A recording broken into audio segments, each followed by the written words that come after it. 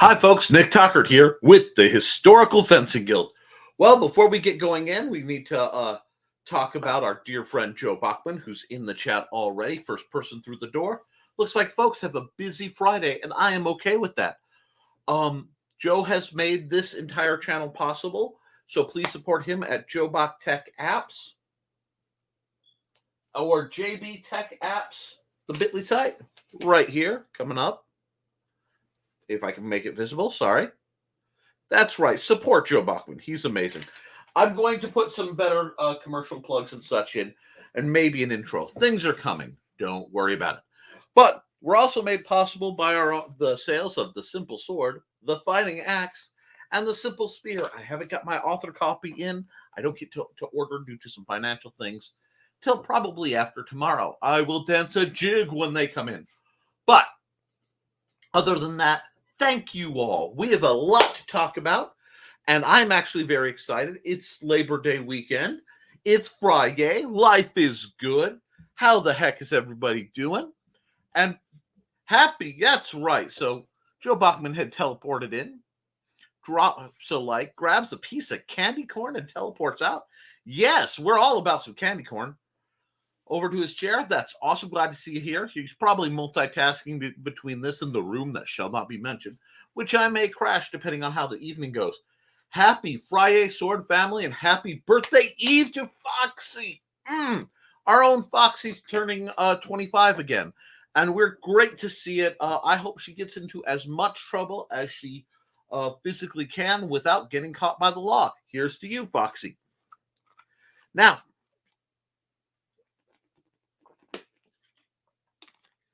I have some announcements to make. I may sound a little different than I have in the past. If I do, please let me know. Because our own Cindy Cap, let's go a little behind the scenes here. Oh, what's this device? That's right. A fancy, beautiful mic set up by our own Cindy Cap. Well, sent by our own Cindy Cap. I fixed it on Nevermind the Furthermore, which is interesting because it was a very historical fencing thing to do. But you guys know that Nevermind the Furthermore has been prone to even interrupt this channel. We don't know. The world is a strange place and the streams cross. But let me just turn that off because I am not arting on it. I have another announcement. Those of you who've been following on my other channels know I had some technical difficulties. And the problem is I have all these wonderful devices. The fancy camera you're seeing, the beautiful mic. Hello, everyone. I hope I'm keeping everything nice and smooth this evening. And a fancy art tablet, and a mouse, and a keyboard. And I have a little keypad dude with hot buttons. I don't know how any of that works yet. But what I also have is a Windows 11 box, which is having problems dealing with peripherals. So if there are too many peripherals on, it gets cranky. Now, that because I have an all-in-one, which is a touch screen, and let me just do that to improve our things, and it has an integrated mic that kind of sucks and camera that kind of sucks, I am forced to have a lot of, it thinks there are a lot of devices, and that's not counting my scanner or my printer. That's where this beauty comes in. When I say I'm spending guild funds, I put this up as a wish list and then wait until after my birthday. This is a mechanical switch box for USB. So I have 1, 2, 3, 4, 5, 6, 7 slots that I can fill with yummy USB peripheral goodness and mechanically switch between usage to make things better. Skipping briefly ahead, whenever you want, just give me enough time to clean up around here because I've been doing stuff. And I'll revisit that. It also has 4 charge blocks, so I can plug in my happy phones and cameras and other things that need to be charging where I can keep sight of them. I am this is precious. This is one of the big steps towards having my office do what I want it to do. The next will be some power cable management and a huge cleaning and reorganizing. And I may get a desk that doesn't fold in the middle. These and many other things are coming to us. But Ooh, I see some stuff. So let's roll on back to the top and make sure I'm not missing anything. Foxy says, "Nah, I own my age, and I respect that. And I think it's lovely. But when I have a good shtick about hinting at how young you are at heart, I'm gonna run with it. You know me, Foxy. You know what I'm about." Anyway, so far, my brain is allowing me to focus on both, which is really odd for me. Excellent. That must mean Michaela isn't being too problematic. Give my love to the place I can't be because I support what I do, and let them know they better catch me up in the replays. I'll be watching. And we got our first comment dump of the night. I haven't even gotten to our juicy, spicy topics. I have topics to discuss. Let's see. Thesa says we're waiting till sundown. Take out the bows out for a little thwip. Oh, go. You know, I need to see if I have my old little kid bird bow because as weak as my hands are, I should still be able to make that guy go. And I'd love to just whoop-onk. I probably won't be able to use DeWalt anymore. DeWalt was the name of my medieval handmade recurve that I bought. It's about an 80-pound draw. And I call it DeWalt because it just drills the arrows into the target. Boom. You know, there's very little arcing at most of the places I need to arrange that. It's like I've tried arcing. It's like more barrel sight. Okay, thump, you know. What are you doing? About ½ inch. That'll get it there. Thump. But so I might break out my little kid bow. Thank you for the inspiration. And Joey, I need to make a trip over for a Technomage day and give everything a once over. We need to have you do that. We need to have you and your lovely wife over for a delayed birthday party of some sort so that we can hang out. There could be gaming of some sort.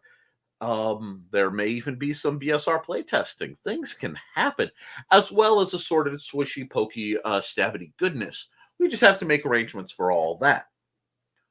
Boink. My neighbor always says he's 49 plus shipping and handling when someone asks his age now. I love it. Well, howdy, says our own Cindy Kemp. Hi, Cindy at CKOEPP.com. Well, howdy. I'm looking forward to a better end to a real of a day. Oh, no, Cindy.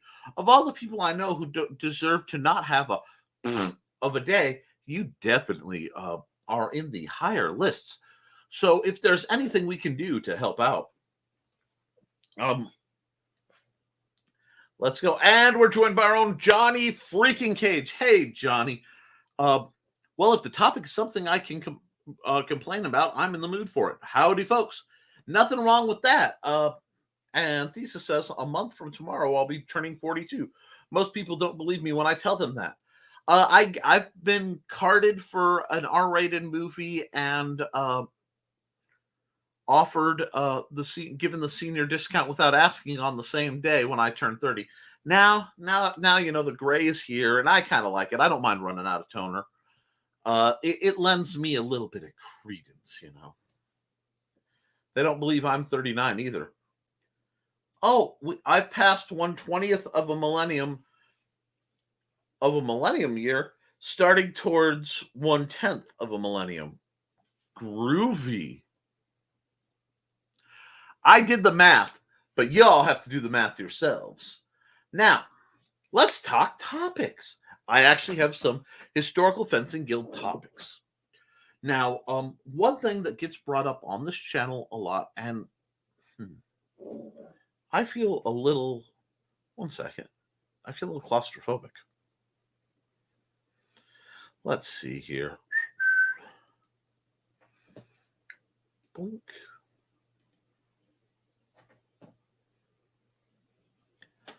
And we'll check that. Oh, no, not that. Never that. Oop. Be live camera. Yes. That's better. You see, on my other show, I like to give a lot of room to kind of brighten people's day. But it's the evening by the time we get here, and I need room to stretch and discuss things. And the evil orb is setting, so my lighting is shifting as we say. Note that slight orangey tint kind of reflecting around. Yeah, life is good here. But I want to talk about something. Oh, boink. That's math, and I don't want to do it, but I guess that's the point. Same, Johnny. Of course, math doesn't feel about me the same. Math feels about me the same way I do about it. Oh, the glow yarn is more impressive with the black light. Still doesn't hold long, and rather expensive, but it's fascinating. And it should be isn't it active under the under a black light anyway? So you could bill it as black light active and glowing, and sell it that way, because I think some of your projects just look amazing with that idea. Anyway, getting back to the topic, I have 2 points of discussion mentally prepared for today. And the first is something I harp on regularly. And the thing I harp on regularly is that people need, for Western training especially, to learn to fight from the draw. And that is something I say all the time. But the problem we have, let me get something here, is that big plastic guy like this, and this is the minus the grip, because that's a little uncomfortable for me. I'm going to modify this. You all know me. This is a supposedly Bowie knife. It's basically a nice hanger. It's a pattern by Purple Heart Armory. If you go in my gobbledygook, the link should be there, but for some reason it's not coming up, and there's been some problem with that. I don't know. And having a custom sheath made for every weapon you have that's sturdy enough to hold is problematic. Now, unless you're training Batujutsu, unless you're training your Batujutsu drills in Gringo, yes. There was a brief period where I picked up another nickname. And that was because I made a sheath for my one of my swords at the home practices during the darkest of the dark days. And I am notorious for, shall we say, sheath parries and strikes. And Trelena, whom I love, reminded me of who I am at points, for better or worse. So me harping on this is far more in character than I'd care to admit, because she's known me just long enough to have seen just the remnants of the battle days. But that can be difficult, and I'm still working on getting a good way where they would be sturdy enough for Batu Jutsu. But yes, and even if you're not doing the full fun stuff, you should know how to draw your sword in combat. Where does all this come into? This, my friends, is another artifact of my past, a very different past. This is from when I wore orange, and I helped set up things for Home Depot. And this is my 3-pound solution. Now, every day I would go out with this rig right here. This is my hammer holder, and I lived in it. I had rigged a bit of with some rope to keep it from wobbling too much, because this is such a short-handled hammer that it kind of had a mind of its own. But you get the point. Now, you also see it's slightly deformed from lots and lots of use. What does that have to do with anything? 1 second. Not slightly less deformed. Anyway, this is a hammer holder, and you can get them reasonably priced at places like Home Depot or Menards, where I actually shop, because I could. And look at this. Look at this, guys. You could just hang this on your belt, and suddenly your sword can hang. Now, there was a period where I was telling all my students to please acquire one of these, because by acquiring one of these, you can practice drawing your weapon from a sheathed position. Even if it's not perfect, it's a heck of a lot closer. Yes, it is a mutant frog. And frog being the term for the little sheath holder that many people use in Renaissance weapons and earlier to hold it. You could attach something like this to a baldric style. You could attach it to a belt. This hung off of just an elasticized belt I bought from Walmart for a long time. And as you can see, it's seen a lot of use. I probably was a little too ungentle with that hammer blow, but that's okay. Now, this is big enough in diameter to hold most of the weapons I train with without letting most of them slide through. There are always going to be a few that don't like this particular rig, but you'll never have 1%, 100%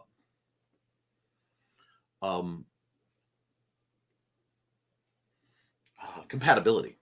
And that's okay. This is enough to give you the idea. This is also enough to put a backup weapon, which I definitely recommend carrying, because I like to train my students to carry a backup weapon so that if they accidentally drop their weapon, the fight doesn't stop, it just evolves. It's much better for training. So get one that's made out of real leather, metal pieces. Obviously, like I said, this one has seen a lot of love over the years, and we'll probably need to see some more before all is said and done. However, it works great. It's a simple device. You could jury rig one, but everybody who's training to fight should have a frog and train from however you're going to carry your weapon. Now, if you're planning to train with a spear, that's fine. Because the spear, hold on, I still have a few weapons laying around, is carried. I'm going to go here. One hand at the butt, blade up. This is relatively safe. As long as you're aware of what's vertical, the more vertical it is, the safer it is, so you're not swinging around thwacking people. If you have any type of blade, obviously you should have a sheath on the end of it. But this lets you carry most moderate spears with very little hassle. You'll live here. It's interesting because this exact body mechanic is used. Hold on. With the Lee family approach to carrying a gin, where it would be sheathed but propped here because they often didn't wear belts that would support, and even sashes slide around quite a bit. Blade up, offhand. This way you're carrying it in such a way you're not brandishing it. Now if your my hand's cupping the hilt, that's not going to be a problem. Yes, back scabbards. Okay, let me go ahead. Dark Moon Miracle, watching from work, little interaction. Sorry, hello all. Hey, great to hear from you. We've missed you around. Frog ribbit, yeah, that's what they call these things. They call these things frogs. Seems so much more effective than some back scabbards I've seen. Absolutely. And I know a lot of people love Shad, and yet let's take a moment to talk about our boy Shadversity. He has made a custom back scabbard that will hold his trainers. It will not protect them from weather because it's big and open on the top and will act like a funnel to catch rain and junk and put it to your steel, which is to keep you alive.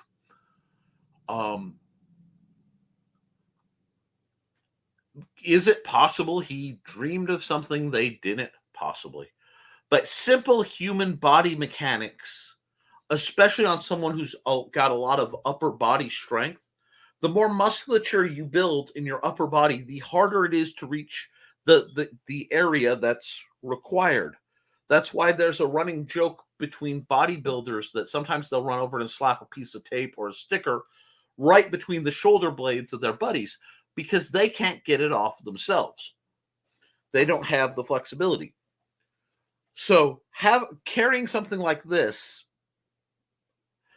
really becomes very, very uncomfortable, even with a counter draw. Backstack scabbards I find to be idiotic. And I'm not bashing Chad. I know he does it so that people talk about him. But if it's a trainer, because the scabbard does a couple purposes. It protects the blade from the elements. It protects people and yourself from getting cut by the long, sharp thing. When you're using plastic safe trainers, you don't need to protect them from the elements, and you don't need to really protect people from getting cut with them more than bunked. So something like this is perfect.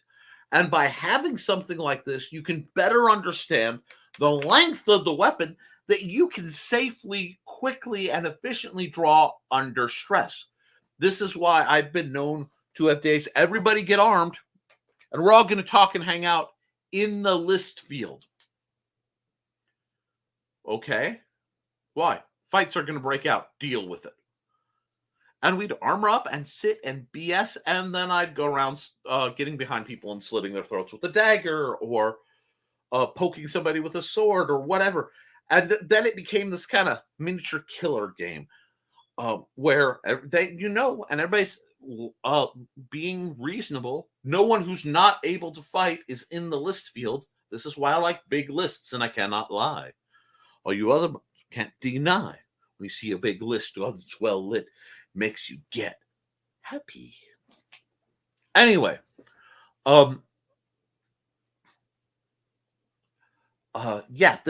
it works, and that's why I do it. So fall is big fight time. I love fall for fighting, and we're a couple weeks from real good fall where the evenings are cool. So get this. There's like, well, I don't want, it's trouble to hang on my regular belt. Get yourself one of the elasticized Walmart belts. They aren't terribly expensive. They're made of very similar stuff to bungee cords.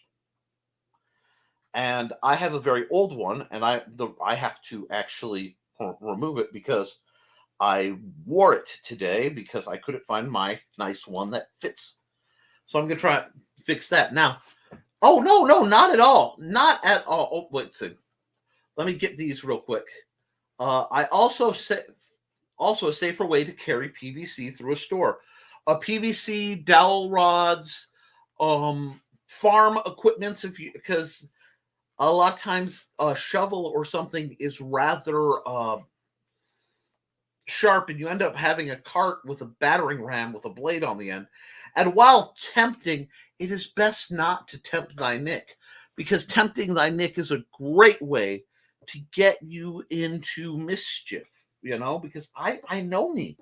I'll do it. I've seen me do it. I'll do it again. Please, I ask people not to tempt me. Now, so what you want is a quick, easy to use elasticized belt, because you're not putting a lot of weight on it, and you can easily the elastic properties will help it stay up if you're not garbed to have them. So my ultimate goal when I pick the right gear, and I'm very close to the right gear. You're not the only one. I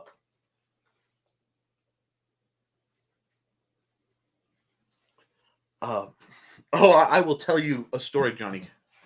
But they look like this. Now, obviously, this one has been borrowed and abused, and it's all beat up on this end because I've used it for many, many years.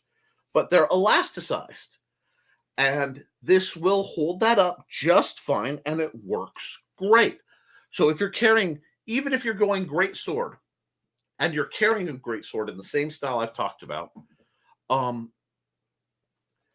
you can carry your backup dagger or something in a frog. Do it. Train to carry your gear. If you'll notice a lot of times I'll go out with one of my hand axes through a belt like that. That way, if I lose my weapon. Now, Johnny says, I've dropped main weapons on purpose before. Risky, stupid move, but I love to see the opponent get overly excited about the opening to lure them in, like a cat with a red dot. So I was fencing with someone who, by the name of Moonwolf. Duke Sir Master Moonwolf Starkhansen, back in the days of the SCA. And it was I was a little tiny event I would go to. And every year I'd have a good shot at winning, but one person would show up randomly, and it would be some incredibly high ranking person. So for like 12 years, I went to the same event and came in second every time. Drove me nuts. But fighting Moonwolf, and he'd already won enough that the bout didn't matter. So of course I was doing better. And I'd taken one of his arms. We were fighting with multiple weapons, and he lost his sword, his dagger side, so he threw his sword through his dagger. And I looked at him, and he had a lot of reach, so I had to rush in anyway. And I smiled, and I chucked my sword. And he said, "Honorable, but stupid." And then I pulled my other dagger and went, "Not really," and jumped in his shorts because I knew I had to close the distance anyway. And he was laughing so much I could get in and get a kill. Didn't really count toward anything but helping my mood. But yeah, it's totally doable. And yes, there's always a strange time to come here. And it's great hearing from you, Ryan. It's always a strange time to get here, yes. And John Cage's shovel identifies a snake killer. Wonderful. So, in end, get yourself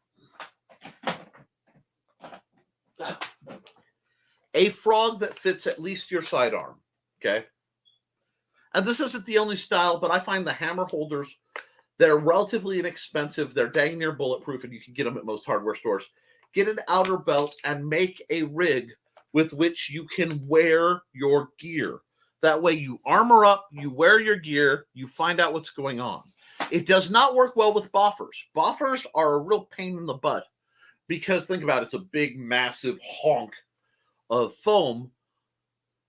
That's a little trickier to sheath. Yeah, you basically have to do a frog with the opening and then a bag that will support it, soft, that you can just foom.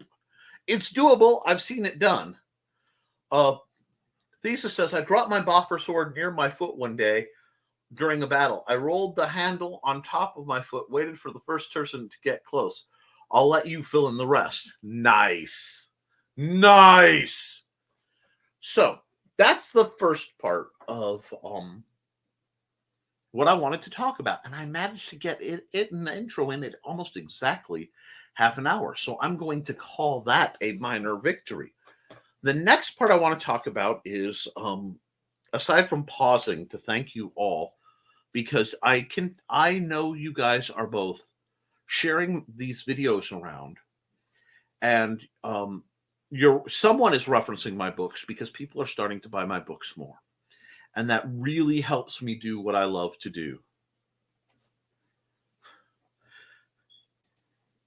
Frog, where are you at? Nick said we got to. Sorry, we had to get that. You beat me to it. Frog always deserves our love.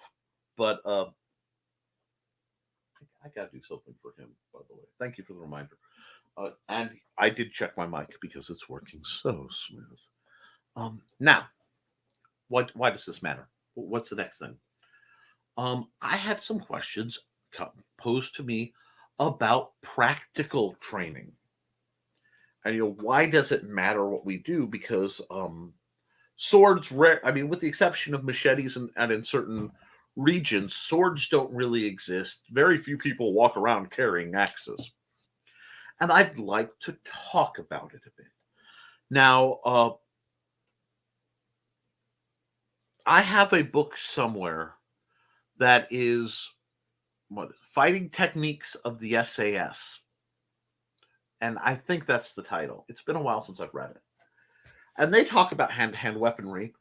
And one thing I like to do is look for what is discussed in every manual. That was the root of how, and I have 2 copies in here. I'm very pleased. Is this the signed copy? This is the signed copy. The Simple Sword was born. I basically read every manual I could get my hands on, tried to figure out what they almost all agree on, and then I processed that into my personal style. And from that, I made tweaks, and it became the book. A sort of universalist approach to swordsmanship, regardless of orientation, geographic location, whatever. Now, the essay. Oh,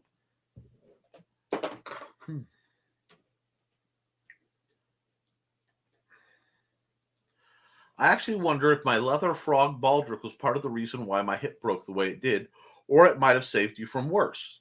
It's possible. And City Cap is plugging my book on the fighting axe, which is very appreciated because she plugged the simple sword fighting axe and simple spear and basically everything with my Amazon page earlier, and I'm so appreciative of that.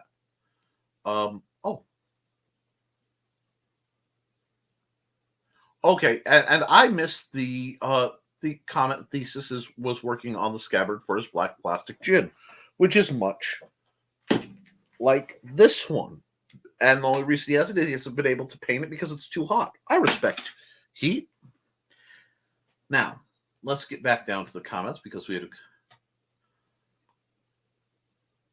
comment dump. Oh, does it happen that people have to use live blades on certain people and the farms for does it ever happen that people have to use live blades on certain people here in the farms 45 minutes away from any policeman?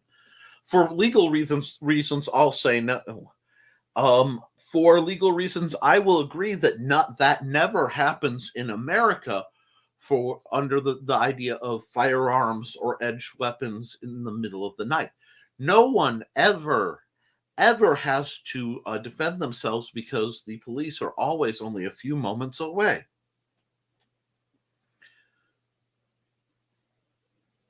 Anyhow,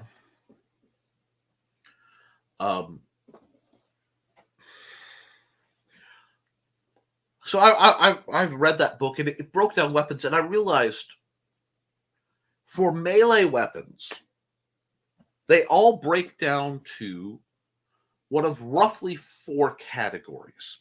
Okay, there's a fifth that I would call extra improvised, but the extra improvised usually break down into the original 4, and they're roughly 1 meter stick, 2-meter stick, knife, or mass weapon. That's it. Now, we can get precise and elaborate, but we need to understand that almost all weapons fall into these 4 categories. You know, like swords. Swords are a mix of knife and 1-meter stick, usually. If you have no sword training, but you've swung a baseball bat, you could probably make a sword go. It won't be pretty, but you can make it go. And understanding that, knives are that's knives, but that's also railroad spikes. That's big nails you find. That's anything with a point and an edge. But the edge is both the point and edge are optional. You can have either or both and still have it in Nick versus a knife. This can be a knife. Ask John Wick. That's my Sir Pennington. Stop. I don't know if I like the name Sir Pennington. I'm still working on it. But Johnny, I've never had to modify any of my long coats to help me carry a sword at night. Nope, never happens. Absolutely, that could be criminal in some states. Of course not. Who would ever have to do that? Nervous laughter. Yeah, see, I go for walks at night, and I take precautions. I tend to wear very bright clothing, actually, including, if the weather permits, the awesome, super reflective long coat that our own Joe Bachman gave me. But I walk with a limp, so during the day I tend to walk with my cane. But at night, I might be walking with a longer stick that might have a hook that I can hang a lantern on to keep my hands free. Anyway, but that's 1 meter stick. 2 meter stick. This is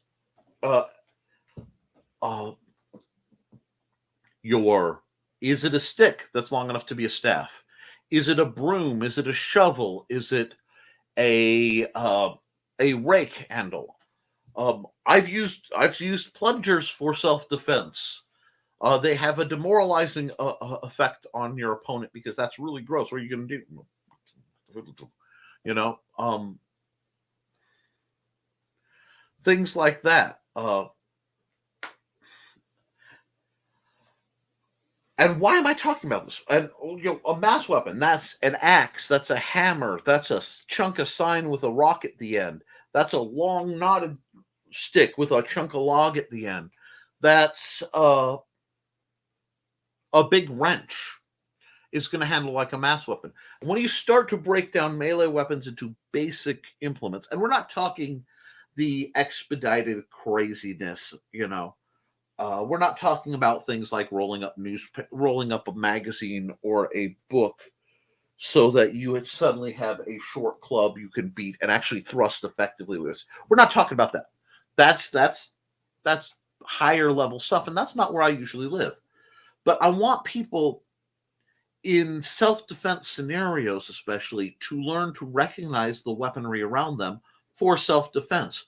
A pool cue is a beautiful 2-meter stick for one hit, and then it becomes 2 1-meter sticks. I'm serious. I mean, that's kind of how these things can go. If it breaks wrong, it becomes a knife. That constant analysis will help you in case of being in a dangerous situation unexpectedly.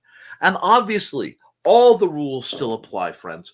We still are seeking escape over vengeance. We're seeking assistance over lethality. Because my goal always, when we get on this topic, is to talk about, yes, if possible, use a house cue. Otherwise, you have a very expensive weapon to beat them with. And yeah, that's part of the analysis. You got to look at dealing with the threats you generate afterwards. So if you have 2 cues and one of them is the beat up old house cue, that's, when you look down the angle, looks something like this. We've all seen that cue if you've been in a pool hall. Use that one. Don't grab the carbon fiber, beautiful, whatever one. That way you get in less trouble. And when you neutralize a threat, you don't want to create more threats. So let's say a single biker at a bar has given you trouble. 1, you shouldn't be at a bar. 2, you shouldn't be at a bar full of bikers, but okay, it's happened. Apologize, talk your way out, back your way out. Because, yeah, you might be able to take the first one single-handed, get lucky, do something, but now he has a whole lot of buddies right there. And buddies make things problematic. And then if you deal with whatever threat comes your way, you have the police. And I say it like that because I want you to realize the punishment for physical violence is just as likely to be a greater threat to your life and liberty than what you could endure in the process. So you have to always be careful, know your local laws, study up. They have self-defense insurance if that's something you're that worried about.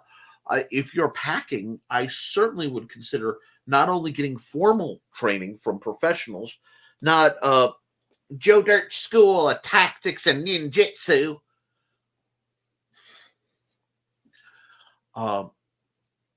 but reputable places. Get your information, train. Any weapon you're going to use, know inside and out, backwards and forwards, and the laws around it, and be prepared to pay the price both physically. If you hurt someone, they will hurt you back. Legally, you could go to jail. You could go to jail for a long time. And spiritually, if you ever have to inflict violence upon someone of a significant severity, you have to be prepared to understand that you will probably have nightmares about that for the rest of your life. There are a lot of people who maybe are not as empathic as I am. And fortunately, due to my memory loss last few years, a lot of it has faded out. But I still have the odd nightmares of things I've had to do that were justified, legal, moral. I had to apply force to defend myself because if I did it, they would have ended my life. But I still think about it. And that is part of the threats that are created, which is why I teach everybody the basics and survival logic of this is a mass weapon. This can and will kill somebody. Never have any doubt. This 3 pound sledge will maim and kill with ease and effectiveness at short range to medium range, because I have this has also been known. You see how it's all beat up on this edge? This was my dwarven arrow where I would just chunk it at certain thrown weapons competitions just for the lulls. I'm much calmer than I used to be, but think about this stuff. It's serious. And what I train you is, and what you train yourself, what you learn from reading my books and applying and studying, will give you reflexes. And you have to monitor that those, not only the creation of those reflexes, but the containment of those reflexes. And as somebody who struggled with issues from the past, you have enough people try to do you harm and succeed, you get kind of jumpy. It's vital to learn how to rein in those reflexes. And once they're there, you have to acknowledge it and avoid things like becoming intoxicated, because either you may have a false sense of security, or you won't have the catches that maybe you need. That's part of the reason why I'm so anti-intoxicant. And I know that's everybody. It's nothing I judge. It's just that's part of, what I teach. And there's a responsibility, guys. There's a lot of karmic debt and responsibility to teaching people how to be violent. And a lot of people will approach the martial arts where they're really not that bad, or it's just fun, or whatever. And frankly, I think that's cowardly. That is either you're teaching somebody something that doesn't actually provide a real defense, or at which point you're giving at best false ideas, or you're giving somebody real applicable skills that you are to an extent responsible for what they do with them. And I'll be honest, that weight was part of what took me so long to write my book, because I didn't want somebody going out there and acquiring the knowledge and using it to harm someone. And I realized after time, people can get that knowledge elsewhere or similar enough. But if they read my book, they also get the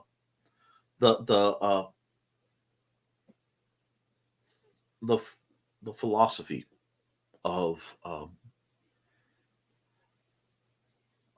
responsibility, of avoidance of conflict, of peace, of confidence. And real confidence and competence means you're much harder to goad into conflict, because people, come on, fight me, show what you got. I don't need to show you what I got. Bad things happen when that happens. So we need to weigh our actions always with responsibility and with care. And Johnny says, I judge mildly. I'm wrong. I know I'm wrong for it. In what way? Are you judging me for what I'm saying, Johnny, or how other people run with it? And we all do. That's only human. It's a flaw, but it's a very human flaw. Because I don't think I've said anything offensive to you, but if I have, let me know. Thesis says, I don't drink either. It's mostly by choice. There are far too many alcoholics in my family. I've seen the kind of damage it does to people. I don't want that for myself. Absolutely.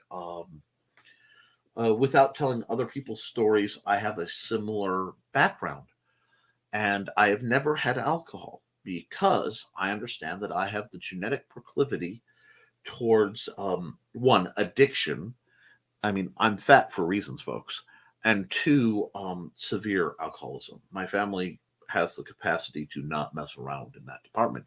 Therefore, it falls on me in part to understand that as somebody who knows it's there. And it's a way of saying break a generational curse. it's much like my capacity to be angry. It is there. Um, I wish I were merely able to be. I can't even say that. I can't, that would be a lie. I wish I were innocent enough to be able to not think the way I do sometimes. But I have found with tragic truth that the skill sets I've acquired have proven necessary. And because of the methodologies I use, I've been able to deploy them with minimal damage to uh, any parties involved. I can minimize damage, and I'd rather minimize damage than maximize damage. I'm not a soldier. There are people who are, and I'm not speaking ill of soldiers. Uh, I simply don't number among their ranks. But I think the philosophy is so important that it has to be done as part of my penance. And rest assured, I do feel much of my service is an act of penance. And sometimes one may have to serve penance for doing the objectively right thing anyway. Um, and one may have to serve penance for doing the necessary thing. It's complex. And I feel that we need to look at these issues when we talk about training in any martial art, because I've known people who regularly study true combatives. I have studied some combatives, methodologies for quickly and efficiently terminating a threat. Um, I know a limited amount of that. I'd almost say far more than I wish I did. But my goal, whenever possible, is to use the minimum amount of force to any situation, even if that means knowingly taking a limited loss. But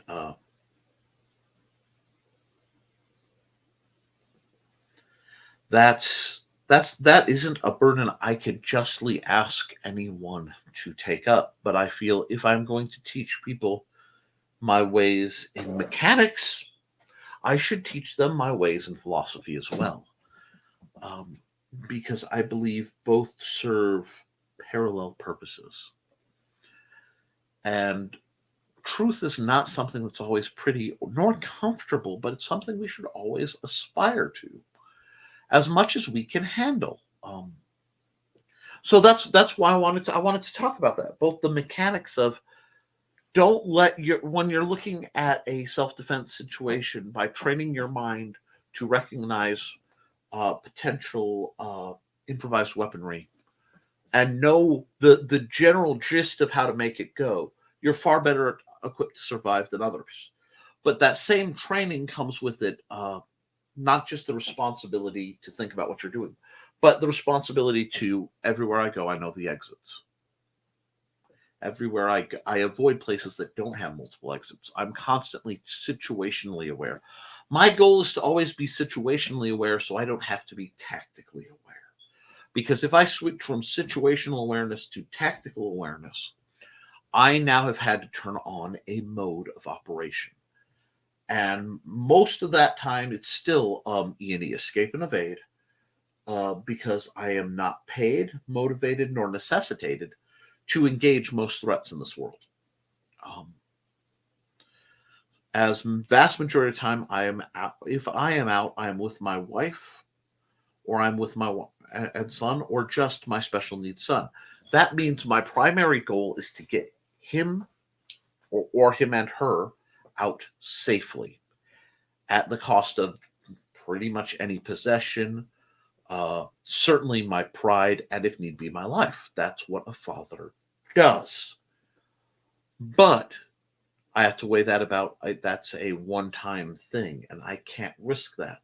So we have to find ways to uh, see the problem before it happens and deal with it one way or another. Um, and that goes right back into intoxication. If you're intoxicated, folks, you can't see the bad guy. Heck, you can't see the good guy who might help you. You can't see the way out. If you can't trust your eyes, ears, and assorted other spatial senses, you have become a liability to yourself. And no amount of social acceptance or mental release for me would ever be worth the potential price of losing everything because I was too drunk, stoned, whatever, to respond in a way I normally would. Now, I've been talking quite a bit. Let's talk about this. And we got some more people. Cool. Thesis says, I don't drink either, mostly by choice, far too many alcohol. Okay, we mentioned that. Get my books at nicholastalker.amazon.com. Or the other version, amazon.com/Mr. Nicholas Anthony Talker II. EBB07P26PSF3. Giant Cage, a response to my question. I judge people who take the intoxicating stuff. Many of my friends do, and some of them but I can't help but look at them and think, why? I do. I think it's why. I think it's sad, and I think it's an escape. Now, with any rule, there are exceptions. For example, I have a friend who has endured cancer multiple times. And he is late in his life. And occasionally you will smell some skunk out in the area, if you understand what I'm saying. And that has, now, the medical system here is concerned he would become addicted to opiates. And that's, of course, insane because at that point he's a man in his 70s. He's had cancer 4 times. Give him what he needs to stop the pain. But weather shifted. Sorry. The old broken ribs act up when the weather shifts. I can feel it.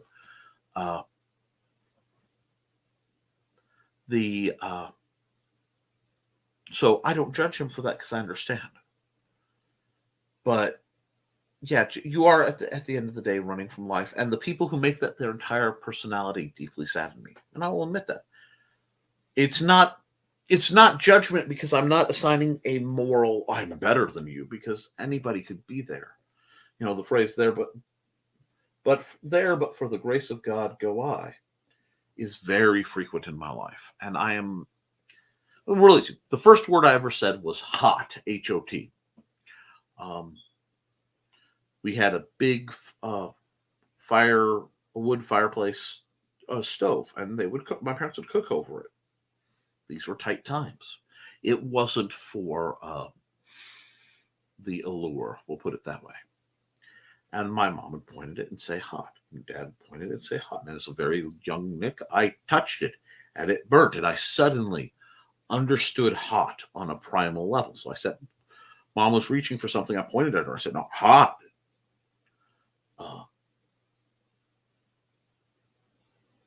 Since then, I've been very content that if I see someone else get burned by something, I have no need or desire to reach in and touch it myself. It's one of those fundamental moments of understanding. A burst of clarity goes off in my mind. So when somebody warns me about something that I respect, if I respect them, I'm not going to poke it. And if I have good reason to expect it, yeah, I'm not going to poke it. And I think that's a skill we need to remember. If somebody says something is dangerous, respect that it's dangerous and leave it.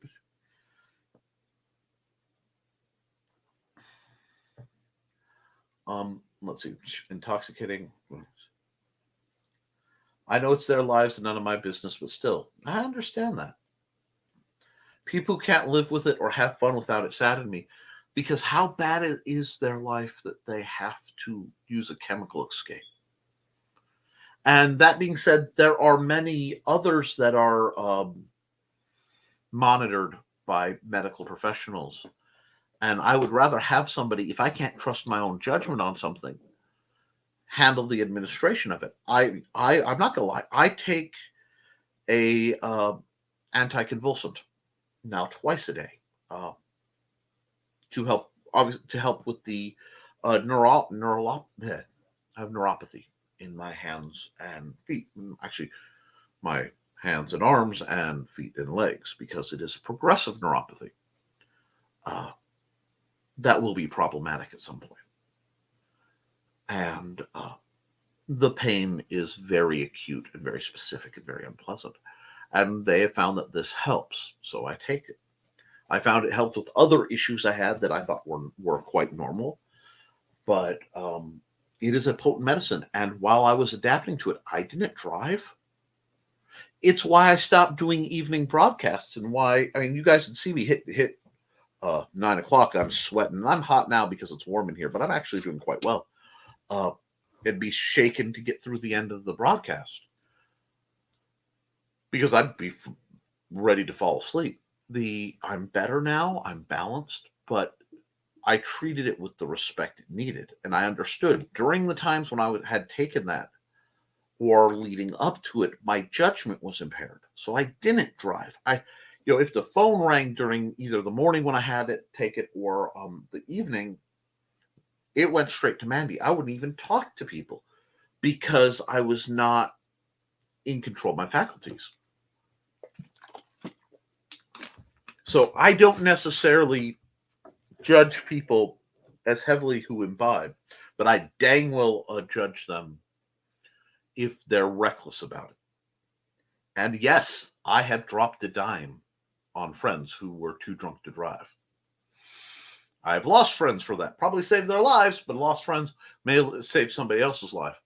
I'm okay being hated if it saves a friend's life. I currently am. And do I miss some of the friends I've lost from that mentality? Absolutely. A couple come to mind, but that's on me. That's something I have to deal with. So be responsible. Train responsibly. Use responsible equipment.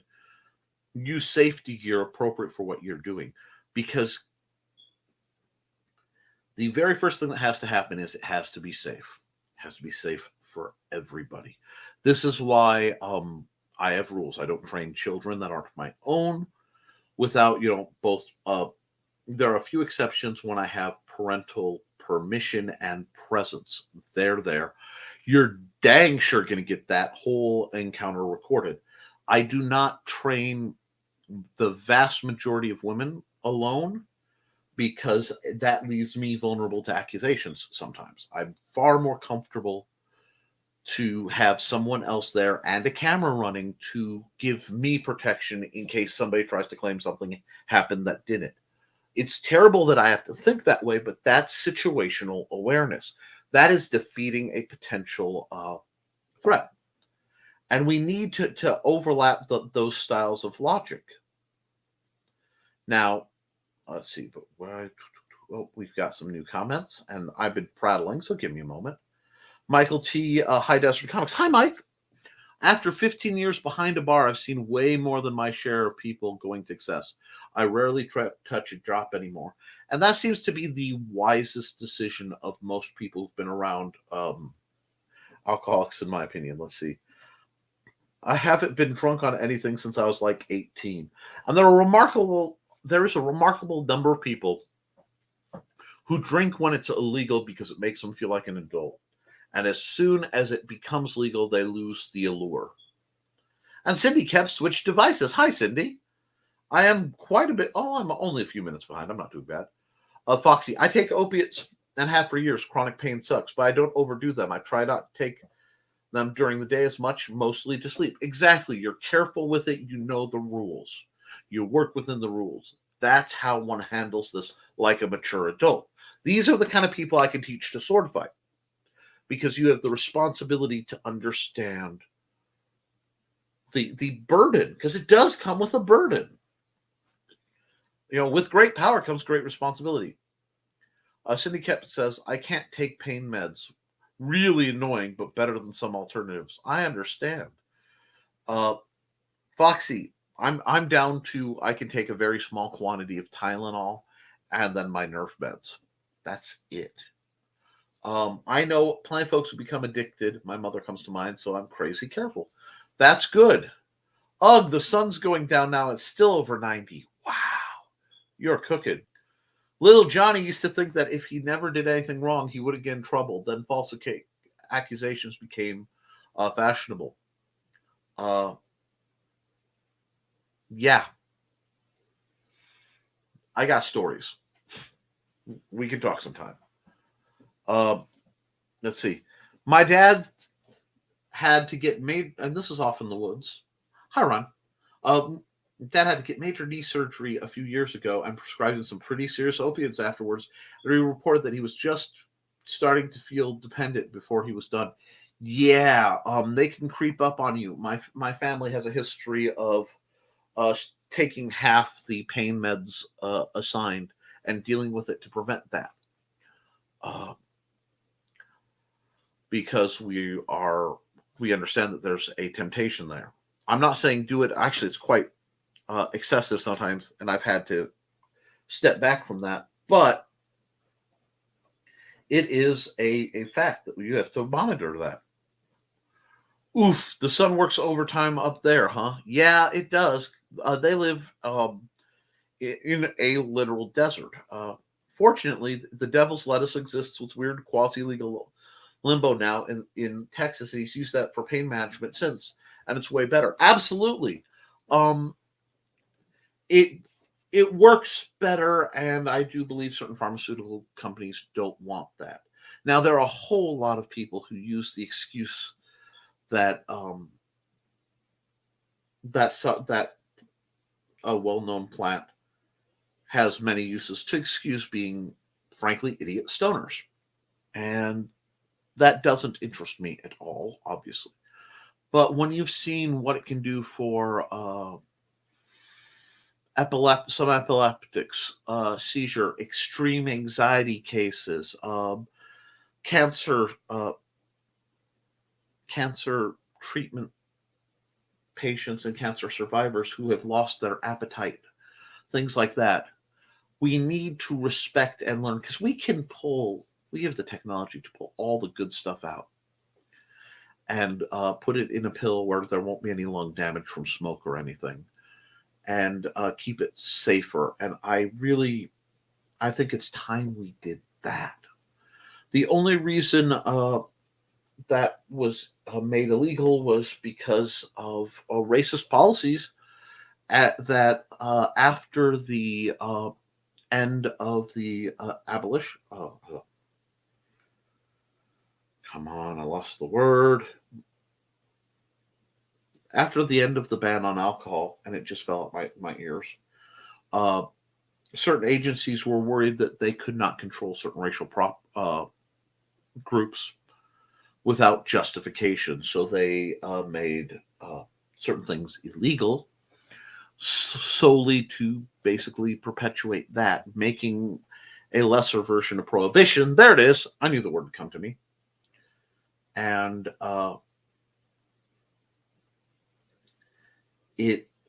thank you. Yes, prohibition. It was used as racial profiling for the same reason certain knives and nunchucks were illegal in certain cities. It wasn't that the knife was a threat. Switchblades. It was a way to target at the time Italian American gangsters who hadn't done anything else wrong. They would get them on the literally trumped up weapons charge, which I consider a violation of the Second Amendment. But that's neither here nor there. That's a whole different discussion, which is just a few shades from what this channel is about. Let's see. We've got a lot more comments, so let's go through those. Yep. But in mind, if people are being responsible with a substance and it's helping them, especially if there's oversight of some kind, then I'm not judging, because we all need different things. Well, we are on the edge of a desert here, Johnny. Yes, they are. I think after my hip surgery, I took a grand total of 3 pain pills. I didn't feel bad enough to need them, so I didn't. That might be why I have such a crazy pain tolerance. I've wanted to try that as well. The only problem is insurance won't cover and I don't have the cash. I hope there comes a day where the doctor will be able to discuss that more openly without the shenanigans. I get that. It's just down here. It's 5:30 or 6. It's already dark. Okay.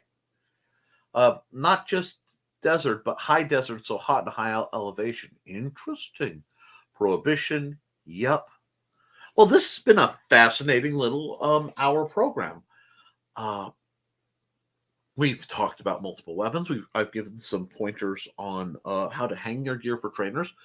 Hopefully, the heat will break more permanently soon, and I can resurrect the modified list field I've been working on, and we can have ourselves more practices, and I can get more videos in. I want to shoot some spear technique videos. I want to get sparring videos back up. It's just we have to weather what I call the second winter, where it's so hot you can't do anything safely. And that's part of being responsible.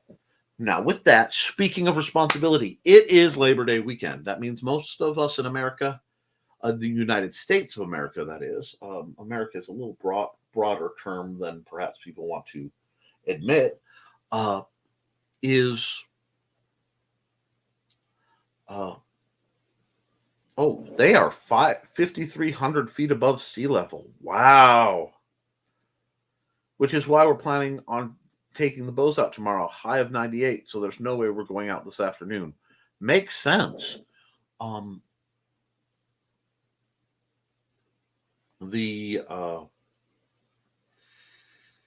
With it being that a lot of people are going to be imbibing. I have it as a policy. I try not to go out this weekend. Too many people drink. We had to go out for some car-based issues, and we will be walking a couple places because we are near enough to a festival that's very nice, and we can walk there and simply walk back. Easier than it would be to even get in the car and drive because of parking constraints. So, what I want you guys to do is, be safe out there. Are you ever coming to America? Well, you kind of live in it already. Yeah, I would love to travel to South America. I really would enjoy doing more travel. If my health ever allows me to, I will look forward to it. But that's neither here nor there. That's another discussion that maybe we'll have on one of my channels. We might have it. But with it being past 9 o'clock, and I'm only doing an hour show, and my voice is still a little rough. I actually lost it entirely earlier this week. I'm going to call it. I want to thank you guys, and I hope you all have liked and shared this on wherever you can, because I think these conversations are really good, especially if you have authors or young martial artists who have questions, or people who've watched shows and they have questions. Pull it on in. Bring them here. We'll talk. You know what kind of group we are. It's my greatest privilege to help people. And I will see you guys next week right here at 8 p.m. Eastern, 7 p.m. Central on the Historical Fencing Guild channel. I'm also Monday, Wednesday, and Friday on Nevermind the Furthermore on the Nicholas Talkert YouTube channel, where we talk about artists and creatives and build each other up on that front. Thank you for tolerating the brief interlude of an episode of that.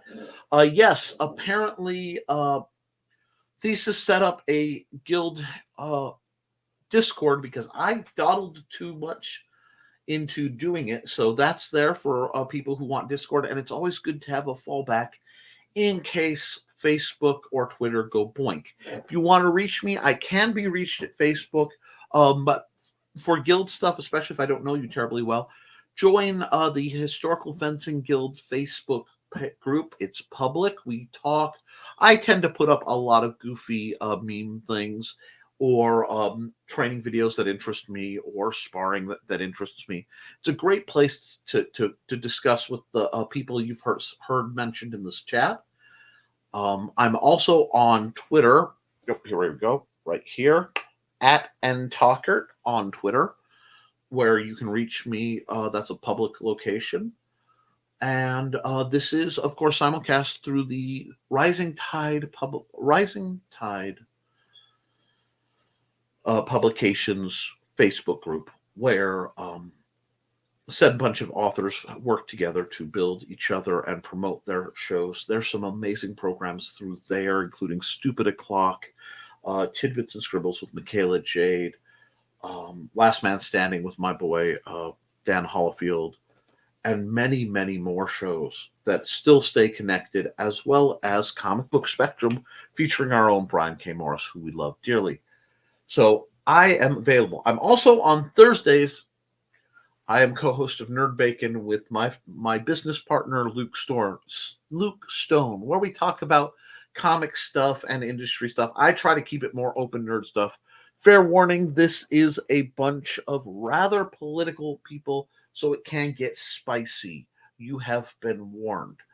Other than that, guys, do your drills. Keep your eyes open. Be kind to yourself and each other. And as always, dear friends, thank you for supporting your local swordmaster. I will see you again real soon.